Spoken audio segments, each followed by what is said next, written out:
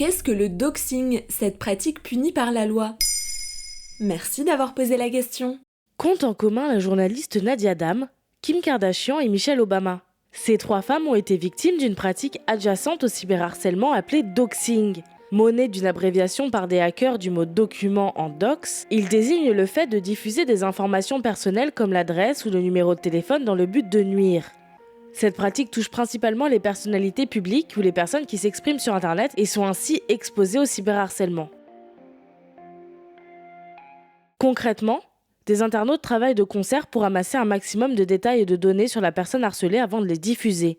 Une fois les données dans la nature, elles sont utilisées à des fins malveillantes, coups de fil anonymes, lettres ou même menaces physiques. La journaliste Nadia Dam a ainsi dû déménager et changer sa fille d'établissement scolaire tant le harcèlement devenait persistant et dangereux. Plus récemment, la streameuse américaine Kefals a été victime de doxing, qui a mené à du swatting, une pratique qui va souvent avec et qui consiste à dénoncer faussement une personne à la police et à envoyer ainsi les forces spéciales, aux États-Unis le SWAT, chez elle pour lui faire peur. Est-ce que le doxing est puni par la loi en France ? Jusqu'en 2021, le doxing n'était pas une infraction spécifique. Il relevait de l'atteinte à la vie privée, ce que les autorités ont fini par trouver insuffisant tant la pratique s'est démocratisée. Ainsi, depuis le 25 août 2021, le fait de révéler l'identité d'une personne sur Internet ainsi que des informations personnelles la concernant dans le but de lui nuire est désormais puni pénalement, selon l'article 223.1.1 du Code pénal. La loi prévoit des peines allant jusqu'à 3 ans de prison et 45 000 € d'amende, avec parfois la possibilité d'y ajouter des circonstances aggravantes,